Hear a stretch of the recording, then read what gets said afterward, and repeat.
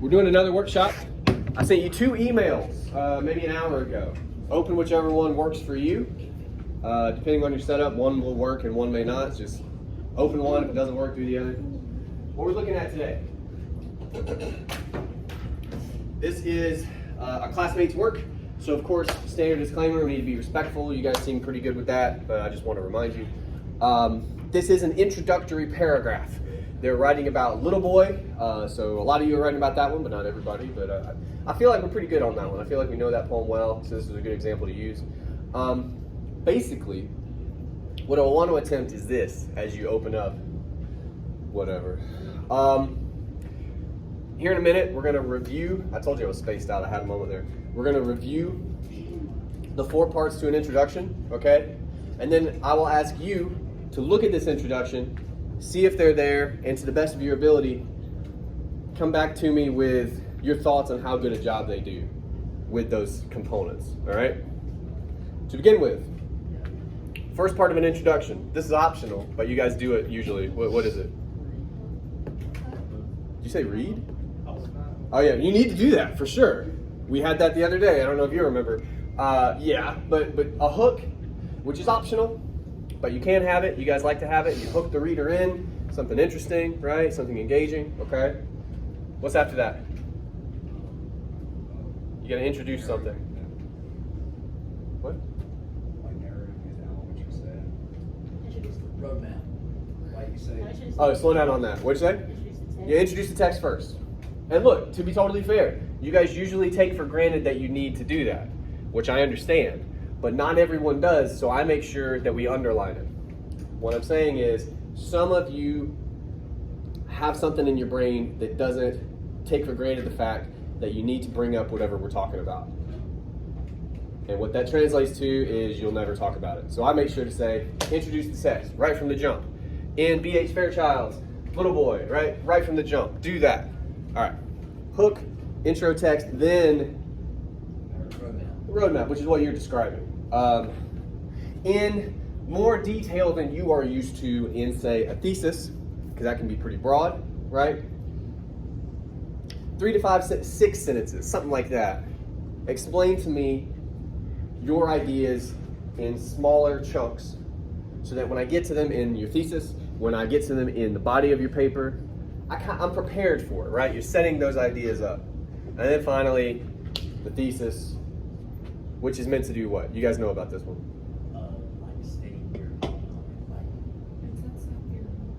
It's the argument for your entire paper, right? In some way, shape, or form. So that's what we're doing. I sent an email. You want to open it up? We're looking at it. Josh? Mm-hmm. Yes. I wasn't sure. Anyway, so to review, those 4 parts of an introduction. Josh, you smell nice. Those 4 parts of an introduction. Do you see them here? And if so, how good a job are they doing? Take a couple minutes. We're going to talk about it. To begin with, super cursory look at this paragraph. That's a fancy word for skimming the surface, okay? I was told earlier I don't always speak in English that you're used to. Anyway, the 4 parts. Do we have a hook? No. And that's okay, it's optional. The rest of this is not. Do we introduce the text? Yes, again, right from the jump. The poem, Little Boy, written by that guy. And then they're gonna talk about something. Okay. Roadmap, do we have one? Well, we're gonna talk about that. We're gonna talk, but just on its face. Technically, yes. We got one. And again, honest to God, that's half the battle. If you can have these parts, we can dress them up, we can tweak them, we can make them better. But if you don't have them at all, you're in trouble. So we got the roadmap, we do. And we got some stuff to sort out. Last but not least, do we have a swing at a thesis? Not really. I think we got one. Again, it's not, we're gonna shine it up. We're gonna shine it up. But that last sentence or 2, that's them trying to muscle through a thesis some kind of a way, right? It just feels like a thesis. It feels like a capstone on the introduction, right? In a sense, they're trying to wrap it up somehow. For sure. Okay. Now, as we have alluded to, I suppose, there's some issues. We're gonna start at the top. When we introduce the text, So far, so good. The poem, Little Boy, written by that guy. Great. What's the third part of the introduction to the text? Anybody remember? You got author, title, and it's summary. Do we, and you don't have to get everything from the poem, right? That's what the poem does. But do we sort of adequately summarize the poem, do you think, in this bit? No. Why not? I agree, but why is that? Like, what's the issue? Because, like, there's a lot, like, more about the poem. He just put, like, a little piece. Well, You can summarize it full. it's vague in a bit, right? To me, and this can happen sometimes, they were so, maybe this isn't the right word, but like amped to get to whatever they wanted to say about it, they didn't slow down for just a second and just stick to what literally happens, okay? So, I think we can do that, and this is a PDF, so it's gonna be wonky. Actually, a little bit, there we go. What happens in the poem? The poem Little Boy, written by B.H. Fairchild, does what? What happens? What happens in the poem? Little Boy. Does anybody know why it's called that? We didn't talk about this in class. This is fun. No one knows why it's called Little Boy? There's two reasons for this. One is easy. Why is it called Little Boy? This one's easy. Oh, thank God. Okay. Second reason. When you do a thing, like drop an atomic bomb for the first and then second time on populated cities, Oh my God, the bomb is named. you named them. The bomb is named Little Boy. One of them was named Little Boy. I forgot. Isn't that some shit? They had a sense of humor. The other one was named Fat Man because it's bigger. They had a little ha-ha as they planned to do this. Wild. Anyway, yeah. That's not an accident. He didn't name this little boy and then go, oh, I didn't even know. He thought about that. Anyway, how might that tie into what happens in the poem? What's the poem about? Well, to be specific, it's about a little boy asking about it, right? And then his dad really struggling with how to answer that, if he's going to answer that at all. Like I don't even know that we can pin that quite down, right? But his son asks this pretty heavy question, and we see the dad's reaction, and that's mostly it, right? Written by B.H. Fairchild. It is about I'm going to give you a fun word.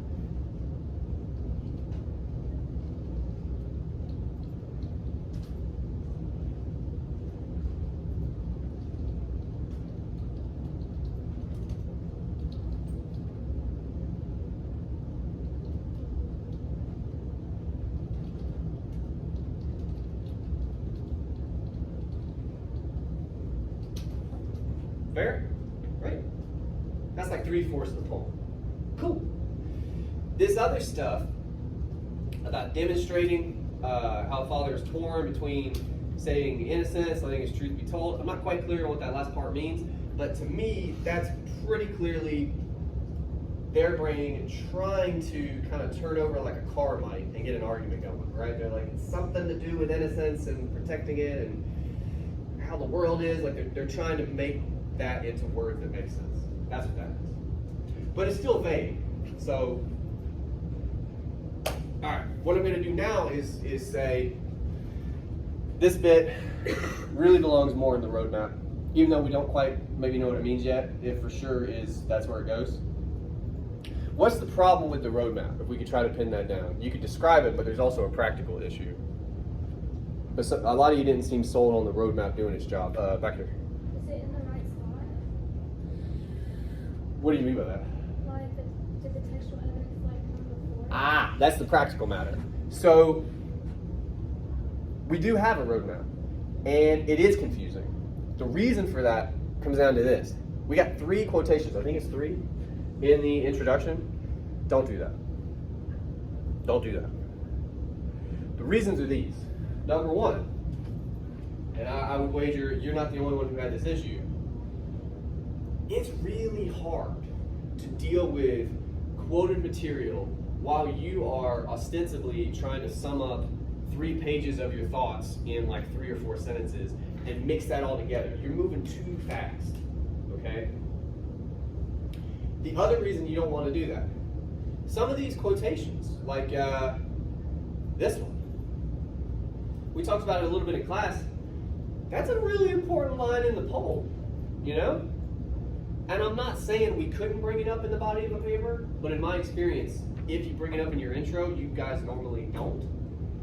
So that means we're not really going to deal with that. We don't have room in an introduction to deal with quoted material. You got too much work to do on your own, okay? So what I would suggest, just at this stage, we'll do a little bit of surgery. And I'm not deleting this stuff. I'm just moving it. That one.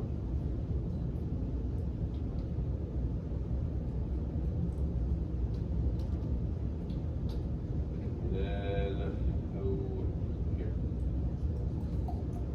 Okay. We're going to see what we have left. Alright. And again, the formatting is going to be a little bit janky because it's a PDF, but if you have to reread this for a second, go ahead and do it. It won't make the strictest sense because I've just excised a bunch of words, but is it a little bit easier to track what they're trying to say? Can you pull out now even one or two arguments in here? Give it a shot.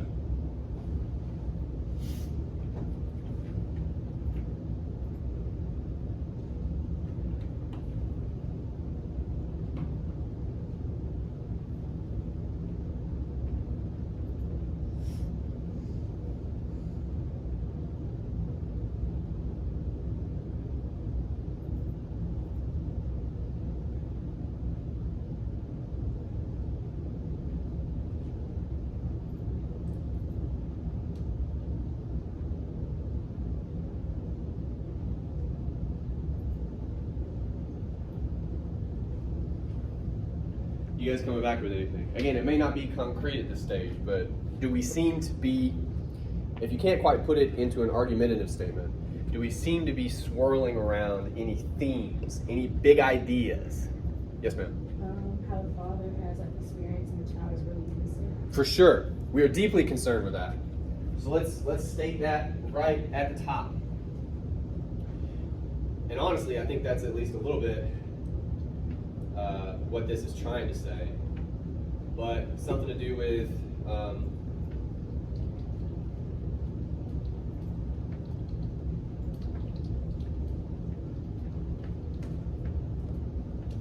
be more specific. I don't know if you said this, and I'm gonna try to make you guys do all the work today. He's concerned with that innocence. Can we describe in what way? Like, this is a weird question, but what's the father's relationship with his son's innocence? Yes. He's deeply concerned.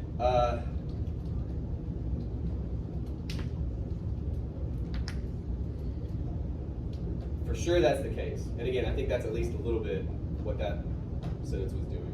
So we'll axe it now. Okay. Then we get a little more specific. We're talking about the question the boy asks, and I believe this is the point in which we actually quoted that question. Let's go ahead and save that for the body of the paper. Again, we've read the poem, so when you talk about the question in this poem, I think most of us at least know exactly what you're talking about, right? Okay. And also, I'm going to clean this up. I guess I should tell you why, even though you'll not remember this. When they started writing, they thought they wanted to focus on the speaker. They really want to focus on the boy. You know that because they have two verbs. The speaker demonstrates how the little boy asked a question. That's what they want to talk about. So let's cut that. Instantly less confusing. Okay? What's the deal with that question, though? What's the most important part of what they say about it? They make an interesting observation about that question.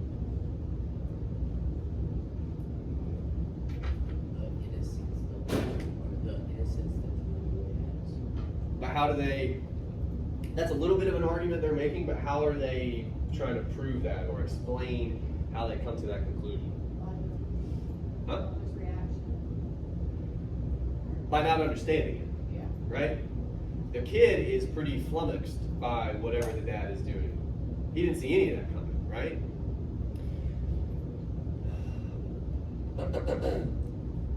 We'll keep some of this.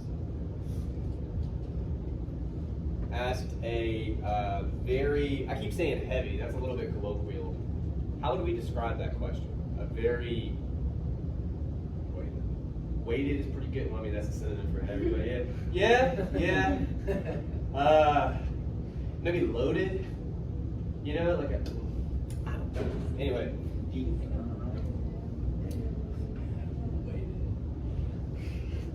I mean, not wrong, but the little boy asked a very loaded question. I believe that, understanding why his father, and we want to actually stay present tense, asks why his father reacts the way he does. Period. That's a comma splice. Get rid of that. All right. That next sentence, to harken back to an earlier conversation, is a little bit unwieldy. But if you could cut through it, there's a main idea in this sentence. What do you think it is? What's the thing we're focused on in this next sentence that's kind of buried?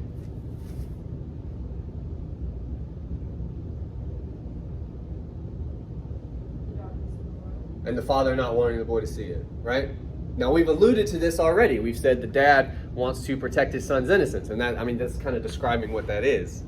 So instead of saying that again, just in different words, we're going to have to push ourselves a little bit, and this is kind of the hard part. This is why you guys don't usually do this.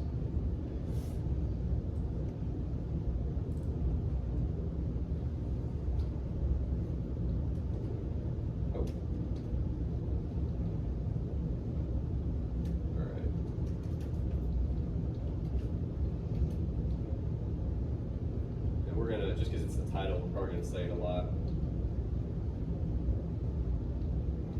How would we redefine the darkness of the world? What does that even mean? You know? And this is tricky. We're not in the student's head, so we can't strictly know what it is they meant, but we could try.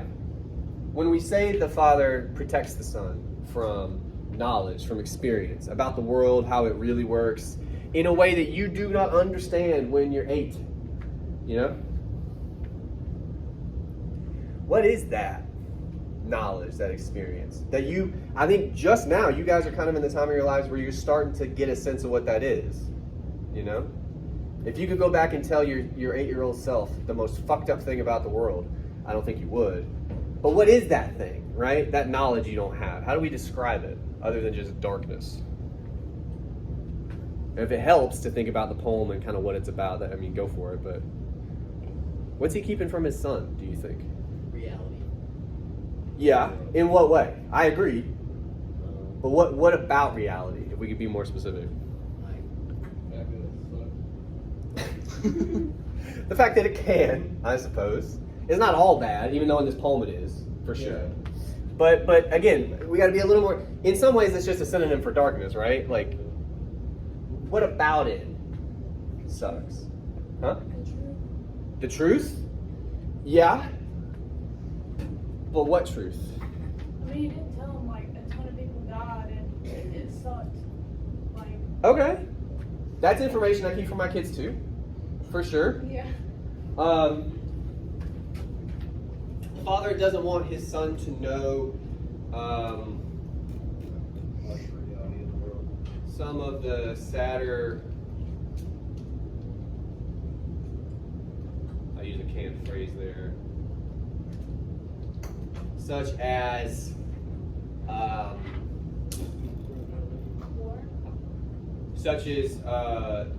the realities of war. Let's get into a little list here. Yeah, he wants to keep that from him. We get a little catalog in the poem, especially at the end. If you guys remember any of that, or if you're not like me and a weirdo, you can look it up. What's some of the stuff they mention in the poem that the speaker knows now? Because remember, there's that reveal at the end that he's an adult now. He's looking back. Do you guys remember some of the other things he's learned since that question with his dad? Drought and waste. So the realities of war. Well, let's push on that some.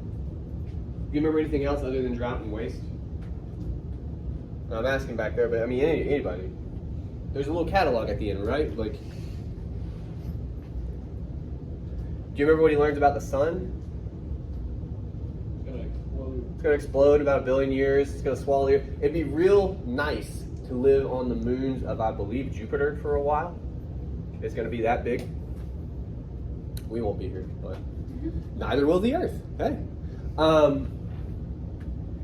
Why is he bringing all that up? All that is tied together in some kind of a way. It's about the same idea. What's the idea that he's learned that he didn't have when he was like 7, 8, however old he is when he asked this question? Because it's got something to do with the realities of war. It's got something to do with the question he asks, I think. What do you not know when you're 7 about how the world works that you kind of learn the older you get? We talked a lot about this. Drought and waste. Like the ugly side of it. Anything about it? He can do nothing and neither can I. What's that about? It's not in their control. They aren't in control.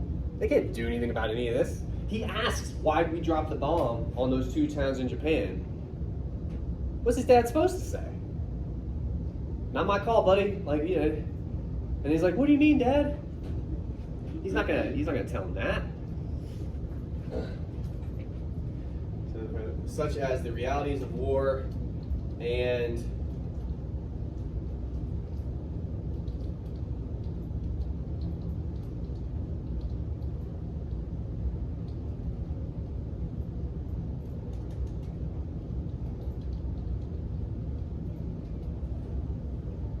that's a fancy way of saying they have no power. All right.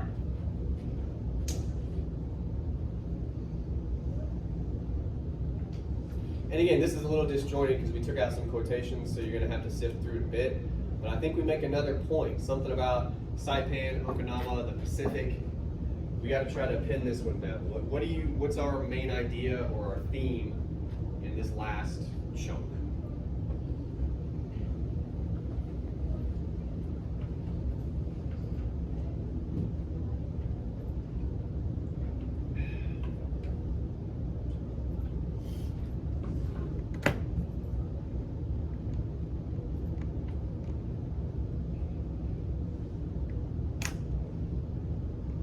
Thinking about it? I thought your hand was pulled up. Thinking about it, just like, the boy sees it different. Sees what different? Just the world, like, I see Yeah. it bigger and everything. Much bigger, much bigger. And again, we have a cliche about that, right? Like if you go back to a house you grew up in, you haven't been there in a long, like 10 years or something, like the porch was so much bigger, right? Like stuff like that. Like it's because you were smaller. But you're kind of, I think you've hit upon what we're most interested in the poem here, which is this idea, Saipan, Okinawa, the Pacific. He compares them to planets. And I'm not going to get the line quite right, but like these names were like planets. Distant as planets, anonymous, he says. What the fuck does that mean? Like he didn't even know they were there. Yeah, well, it's not he doesn't know they're there. Because again, I referenced Saturn right before class. You guys, I would hope, have heard of that. You know what I mean? But with some exceptions, I'm sure. I'm a big nerd, okay? Most people, like even in this room, if I said give me 10 facts about Saturn, how good would you feel about that list you're going to generate? Not great. No. It doesn't factor into, it's not a part of your life, ever. And why would it be? It's so far away. Saturn has nothing to do with you, right? So then what's he kind of saying about Saipan, Okinawa, the Pacific, right? It had nothing to do with it. He's 8. He's in Kansas. It's like Saturn to him. We have another way to talk about that. And again, I want to do my best not to give it to you. What is Saturn to you? Isn't that just a question somebody would hand you a pamphlet out in front of the UCC? Hey bro, what's Saturn to you? Excuse me? What is it though? Like, be as honest as you can. Describe it for me a little bit. Because I don't think, in this one respect, I don't know that we're that different from this little boy. Like, kind of what are you asking? What is Saturn to you? It's a planet. Yeah, for sure. Got a big old ring ring. Does. Slowly disappearing, by the way. Because that's how gravity works. That's a fact. I got a bunch of them. What is Saturn to you? Has some cool colors. It's beautiful. Yeah. Yeah. That's about it. Yeah. People Yes, ma'am. agree it's irrelevant. What'd you say? It's irrelevant. Good. Harsh, but good. Why is that? Yeah, and we talked about that. But why? To put it this way, we're talking about like what Saturn is to us. If we could flip, like, what about you or your life makes Saturn irrelevant? Do you see what I'm saying? Never go there. You would never go there, literally or figuratively, because none of us are that guy I was talking about. Like it's so far removed from your worldview, your perspective, that it's irrelevant, right? That's got a whole lot to do with how I think we need to talk about the little boy here and his life in Kansas as a small person. Yeah? So we'll start there. I'm not sure where to start in this sentence though.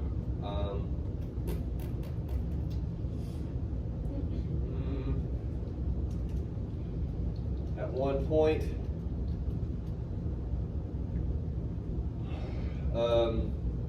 how does he get to Saipan, Okinawa, the Pacific? Is he talking about Hiroshima and Nagasaki? Is that what it is? Oh no, he says, where is Saipan, where is Okinawa, where is the Pacific? Like, those are things he's heard, because that's where his dad was. But he didn't. Okay. So at one point, the boy lists and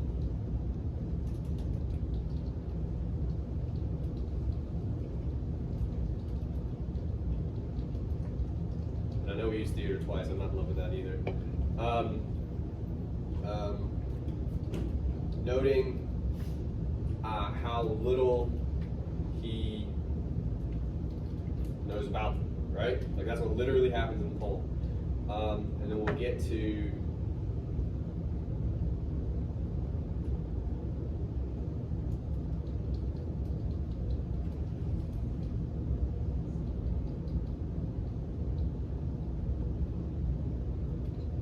something huge to him, something he knows, something that he knows is far away, and the only thing. Oh, okay, we can cut through that.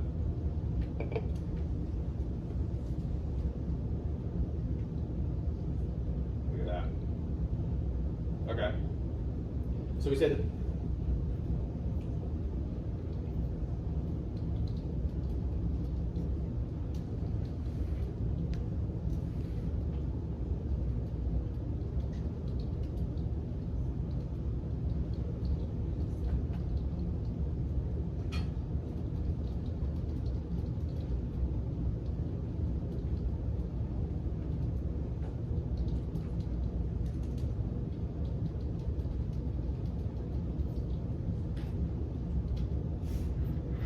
Alright. Now. Ooh, we didn't fix that. Hold on. Father doesn't want his son to.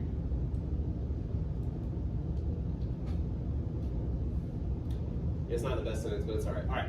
Looking back over what we have now, we still could be way more specific in places, defining certain things, but I think we can have a better handle on some of the big ideas we're gonna explore in this paper. Go through these sentences, see if you can figure them out.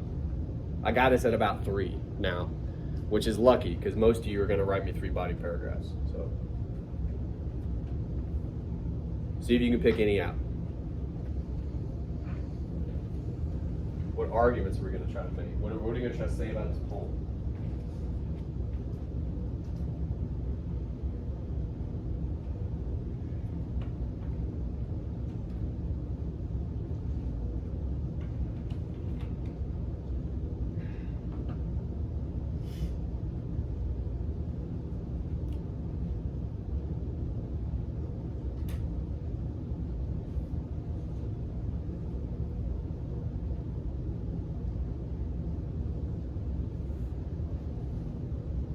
anything?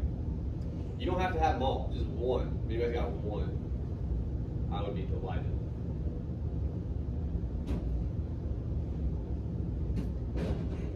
The father is concerned about protecting the son's innocence. Good. It is. Why do you think that is? Why does, and again, this is something we may take for granted. Why do you think the dad wants to protect his son's innocence? How can we talk about that more? There's a couple of possible reasons, by the way. There's not one reason. If a little boy walked in here and asked you why we dropped the bomb on those 2 towns in Japan, would you have an answer, or would you go, And if it's the second one, why is that? Because on some level, I think it's because you want to protect that kid, right? Why is that? He might not understand just yet. Like, He might not be able to handle it, you're saying? yeah, like, then it would lead to more questions. Kind of. Yeah. Oh, it always does. Yeah. What'd you get back there? You don't want him to know that this place is not what he thinks it is. Ah. That's kind of it, right? Like you understand, because again, you guys are on the other side of it, you're experienced, that a lot of childhood is a bit of an illusion. And you don't want to rob this kid of that, right? I think the dad's in a similar place. We could double down on that though, and I think we probably should. Just to, again, it's just not quite argumentative enough, right? Because on some level we're saying the dad protects his son's innocence, and we're like, I mean, yeah. Who wouldn't do that? Why does the dad feel like he has to do that? If we can answer that, that's going to be a strong argument. We have to prove this. We're saying anybody would protect this kid's innocence, okay.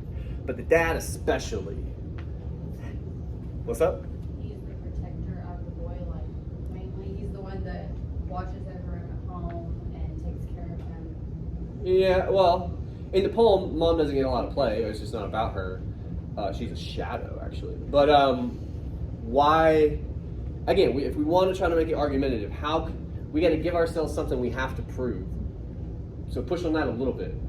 Why is the dad, as you said, maybe the protector here, or feels like he is? We don't know a whole lot about the dad, but we know a little bit. What kind of guy is he? Is it because of the things he's seen? Because he wants to war? It's a little, he's a vet of World War II. What's up? He's a manly man. He's a capital M man. This is like probably the 40s or 50s in Kansas. This dude has quite possibly, quite likely killed some folks. Yeah, like he's got a certain perspective on the world, gender roles, whatever you like. And it's some of that's going to inform how he deals with his kids, right? So yeah, he's the protector, for sure, we could argue, right? So now it's not just about innocence and experience, it's about how gender roles sort of inform how you navigate that stuff. You see what I'm saying? Very loaded question, so I would say it does. Maybe like, I don't know if we've used however yet. However, it's clear.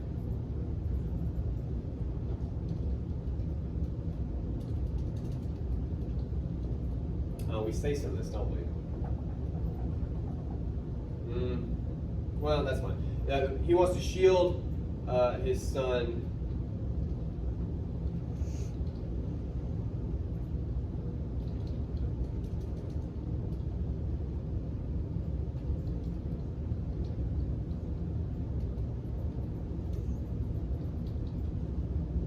That's pretty brutal at the end, but that's okay.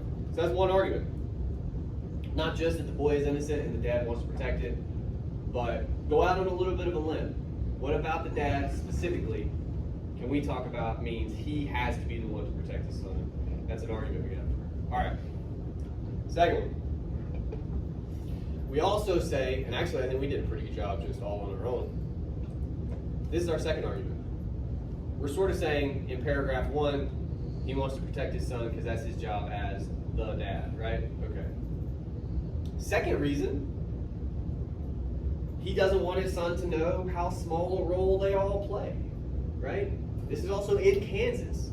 His dad may have had a little bit of power as a soldier, you know, even though we talked about not very much. He's getting ordered around, he's getting told to do different things, you know. But now he's in Kansas in the 40s and 50s. He's like a farmer or something. He's not, I mean, we've read other poems about this part of the world, right? He's not going to Times Square, right? He's not doing any of that stuff. So they kind of, he also wants to keep that knowledge from them about how small they are, or how powerless they are, right? That'd be another paragraph. Last but not least, and this one was kind of the weird one, right? What the hell are we talking about with planets? We said they're irrelevant to us, right? Because of how distant they are. Sure. How separate they are from our perspective. They got nothing to do with us. Unless you're like into astrology or something. Don't do that. Don't be that guy. This is the tricky part. Because you'll notice we're running out of paragraph. We're up to the thesis now. And to kind of scoreboard it for you, we got the dad wants to protect his son's innocence, like in his role as a father, like a capital M man, if you want to push it that far, right? That's one argument. Argument number two is he also wants to protect his son from this knowledge because of what that knowledge in this poem is specifically, that they are powerless, that they are average people, and average people, according to this poem, don't have much of a say, don't get to like dictate how the world moves, right? Those are our two, and those make sense together. This third one is tricky. I think we could do it, but this third one is trying to describe, from the boy's perspective, what he doesn't know about the world. And it's a lot. But the example we get, basically all the things he doesn't know, he talks about places in Japan and the Pacific, but it could be anything. It could be anything. It's distant. Planets, anonymous, irrelevant. The hell's that got to do with any of the stuff we said before about knowledge, about shielding him? What do you think? I'll give it to you one more time because I know I gave you a lot. The first two are pretty conjoined, pretty easily. Dad wants to protect son from knowledge. One, because that's what a dad should do, weirdly. And two, because he doesn't want his son to know what their lives are really probably going to amount to. That's kind of rough. Point three is the world, all of it, is so large, so vast, that from the boy's perspective, it's actually irrelevant. And again, that's kind of fair if you think about when you're a kid. So much of the world is irrelevant. It doesn't matter. Why doesn't it matter? Maybe we could start there. What keeps it from mattering? If you had to try. Yes, up? Us being kids, Well, what about it? we don't have to deal with it. It's not our problem. Yeah. So, are we trying to argue then? I'm asking. Are we trying to argue? I don't want to lead you, so I want to be very careful. But like, are we trying to argue the only reason we learn about the world is because we have to? Does that make sense? Like if you were, and I think some people are allowed to do this. It usually comes with money. But like, as you grow up, I mean, what are the things you have to do? You have to go to school, and despite a lot of people's best efforts, you have to learn some things. You gotta maybe go to college. You gotta eventually get a job. You gotta get a mortgage. You gotta get married. You gotta have kids. And all of a sudden you're like, I was gonna be a poet. Like, I was having fun. That was my life. But like, you have to do these things, right? Like, don't you? Devil's advocate for a second, because we're at an argument now, so I'm going to push on it some. Do you have to? Why not? Is it? Well, hang on. We can't just take that for granted. Why do you feel that way? If you could try to explain it a little bit. You make your own decisions and you don't Sorry, Alice. have to, you don't have your own decisions. You don't have to get married. You don't have to get a job. You don't. especially with that last one, what does your life usually look like if you don't do that? It's not. It's not. So would it at least be fair to say that like the world as it's constructed, and again, this is the world the boy does not understand because it's irrelevant, but the world as it's constructed, both in the poem and even now in 2022, you can choose to do anything you want. So for instance, and slow down when I say this, you don't have to sit here right now. You don't listen to me. I've been going on and on. Jesus Christ, you could leave. You have that choice. But none of you have. Right? And I'm willing to bet a lot of you would like to. And I mean, if you broaden that to, you don't have to get a job, and it's like, man, you don't, but fuck, what's your life gonna be? So my point is, to push back on that a little bit, you do have, like, on a fundamental level, free will. You do. But it's not like we live in a vacuum, right? There's a whole list of like societal pressures and stereotypes and structures, like systems, that push you pretty hard in certain directions. Don't raise your hands at this question, but I'm willing to bet many of you are only here because your parents wanted you to go. And or, why are you in school? Oh, I'm gonna be a, isn't that everybody's answer? So you're in a place for 4 years and you might leave with some debt. I know I did. And it's not really your choice. You sort of like, and this sucks because I'm saying this in a college class, but it's, I think a lot of what the poem wants us to be thinking about is in the ways that we take some of that for granted, right? Like we have choice, and we do. I don't know that we have as much as we think we do, right? And that comes back to the father.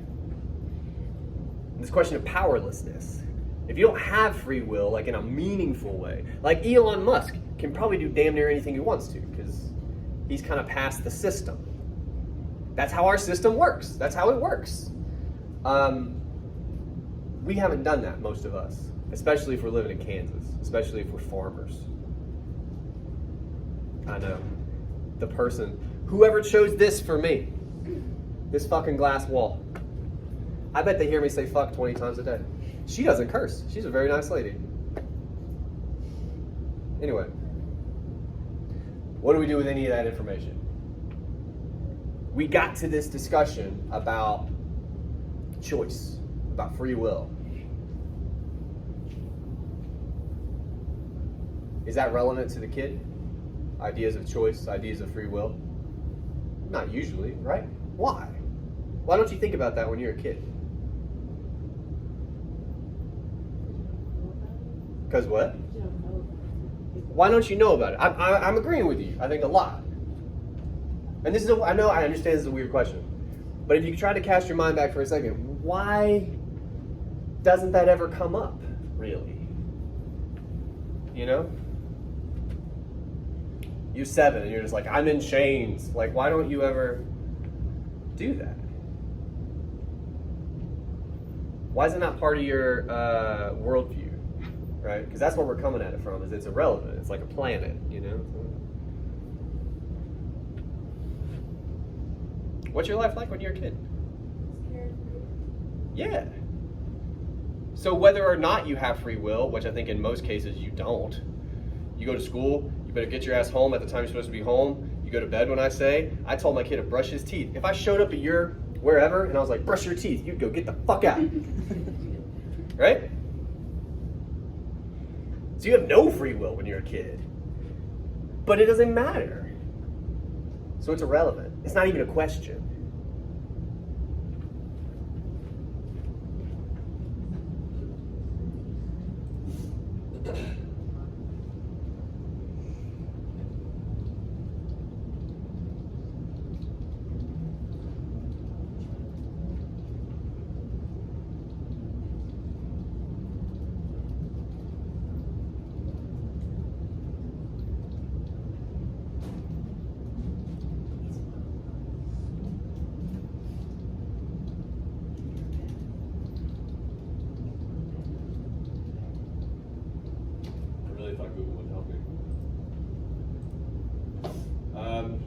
So the boy never wonders until much later.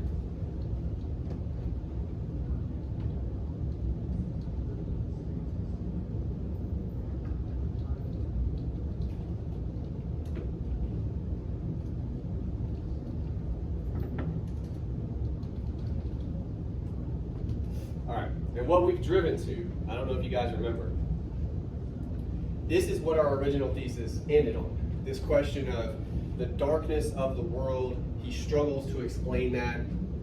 I agree, those things are true. For sure, that happens in the poem. However, what the hell does that mean, right? Darkness can be a lot of things. It's plenty dark over there right now. Like that, it can mean a lot of things. So, if anybody can help me here, and again, I'll give you the scoreboard real quick. Dad wants to protect his son, because that's his job as dad. Furthermore, we define what it is he's actually being protected from. It's this knowledge of, like, kind of across the board powerlessness, especially considering like where they're from and the kind of people they are, you know. And then finally, it's the boy in his weird way, because this is how kids are, explaining to us not just only how little he knows, which is a lot, but what he doesn't know specifically in a weird way. So basically, the job his father has done up to now has been a good one. He has kept that knowledge from his son. He doesn't know it yet. But when we talked about this poem, the fact that he asks that question and how the poem ends tells us that he's going to get that knowledge. He's going to learn it. It's not something Dad can keep from him forever, right? So, what is this darkness, if we could try to define it? It's just really the reality of the world. Sure, but what is that? We got to define that. What is the boy we're arguing at this point, right? This is something you could argue against. This is something you could try to disprove. That means we have to prove it. So that's an argument. What is the poem, what is the speaker trying to say about whatever this thing is that's irrelevant to the boy? About power, about the world. Could you say that, like, he's trying to say that at the end he realizes that as his father, like, started stating that they're really powerless, because then it, like, tells him that, like, the sun's gonna explode and you can't do anything about that, so it's like, it's all gonna end and you really don't have any control about anything.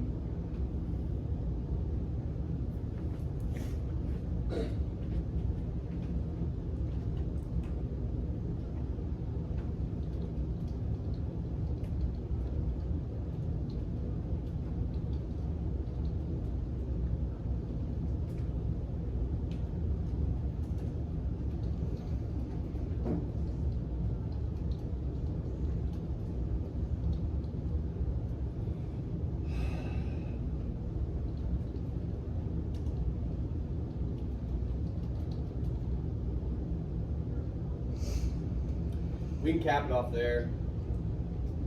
What I would say is this. We may need to go a little bit further. We may need to redefine the very end of that thesis. Part of the issue at this stage is paper does not exist, right? At least as far as I know. So we cut these guys, and I'm willing to bet we're going to reuse some of them in the body of our paper, right? And we did our best to kind of, honestly, just be more specific. We were just way more specific. We kept saying things like, protect him from darkness, and that just doesn't mean anything. Telling him the truth, and I'm like, well, what truth? You guys helped us muscle through that. We got real arguments now. We got real specific things to say about the poem. Okay? And in doing that, we were able to get to a better thesis. Is it the best thesis? I don't know about all that. But it's all right. And that's what we're trying to do, right? So what I would tell you is, I don't know what's going on there. If you can get to this place, and this is not a bad place to be, where this paragraph is right now, okay? All of this is what's called working material. So this thesis, say it's maybe that. This thesis is a working thesis. I think it's in the ballpark of wherever we're headed, but it can and probably will change, okay? As they write their paper. They're gonna work with these quotations. They might choose other ones. They might write about this one, which by the way, might be a little bit long, but they might write a paragraph about that, do some thinking while they're doing it, and realize, I don't actually wanna talk about this stuff. I wanna talk about something related, but I'm gonna use different lines. And all of a sudden, their paper's gonna change, right? That's how it's gonna work for all of you. This is not an in-class essay. Your 3 prongs are not your outline for the rest of your paper. It can be, but if you're honest with yourself, it's almost never that way, okay? So my point is, allow yourself to figure it out as you go, because that's how it works. And know that once you do that, you're probably gonna have some revision up top again, okay? We may change our minds totally. We may not buy that at all by the end, once we write our paragraphs. That can happen, okay? But you gotta acknowledge that, okay? Questions about any of this? All right. We don't have quite as much time left as I had hoped, which is almost always what happens. What I want you to do, real fast, take about 5 minutes, because I like to let you out early when we do this. 5 to 10 minutes. I'll stop you. Don't worry about the clock. I will let you out early if you get some work done. I don't care what it is. If you want to work on introduction, do that. If you want to work on a body paragraph, if you want to outline because you haven't done anything, which is some of you, do that. Whatever it is, but get some work done. Go for it. I mean this next part. Nobody ever takes me up on it. I'm gonna let you out a couple minutes early. If you're getting work done, we have this room for a couple more minutes. You can keep working. I know you won't. I'm just telling you. You can't. But I gotta let everybody else go here in a second. Chill. I legit saw one of you jump. Anyway, I want to remind you. Number one, I sent this yesterday, an email about Turnitin.com. Does anyone have no idea what Turnitin.com is? Okay, it's a website, right? So the first part is easy. Turnitin.com, you go there. You may have to set up an account, which is pretty easy. If you go to set up an account or log in or whatever, and it says that's not the right password, like basically you already have an account, that's because somewhere along the line, I don't know who's doing this, someone has made you a Turnitin account. It's happened to me every semester for years, and it is weird. But all that means, because people don't know how to solve this, if you have access to whatever email address you tried to use, and it's like, well, you already have an account, you don't know your password. You just click on forgot password, right? And it will email you, and you reset it. Now that shit's yours, right? So do that if you need to, okay? Otherwise, you got to sign up, and then the email I sent you has 2 pieces of information: class ID, which is a string of numbers. You can I think you just copy and paste that guy into, like when you go to sign up for our class, and a password, which is man stuff, 1 word, capital M, because I'm an idiot. You do that, it'll sign you up for our class. That's how you turn in rough drafts, which is due next time, and final drafts, which is way more important. If you have any issues with that, for sure hit me up, but try to do that today. Like, get it done today so you don't have to worry about it, okay? Also, I just want to remind you, Vonnegut, I think we're reading it next week, if I'm not mistaken. I would put money on most of you not having the book yet, which is a weird strategy. You should do that. The bookstore may have it, I have no idea. It's wildly famous book. Like, it's one of those American masterpiece kind of books, so you can find it places, and you can normally find it cheap, which is part of the reason I chose it. So do that, get a hold of it, and we'll cross that bridge if we need to. Last thing, I had time to think, because I was mulling your thing about free will, right? And I'm not suggesting I convinced you or whatever, but I had this thought. You're like, you don't have to get married, you don't have to get a job, and I was like, my original thought was, when I was your age, I would go to school. I knew I was going to get debt because I was poor, and like, that's kind of how life works. But I was like, I'll get a job when I'm out. I'll kind of live like a hobbit, basically, and pay off my debt, and then I'll be gold by the time I'm like 30. And then I met a woman. For sure. I met a woman. And she's smart and funny, but she's a smoke show. Some of you have met her. If you see her in public next to me, you would never assume in a million years we're together. It doesn't make any sense. And she was like, well, I want to have kids one day. I want to get married. And I was like, whatever you want, man. Absolutely whatever you want. I'll do it. That's not free will. I don't know what that is. That's not free will. All right. I'll see you guys next time. Thank you.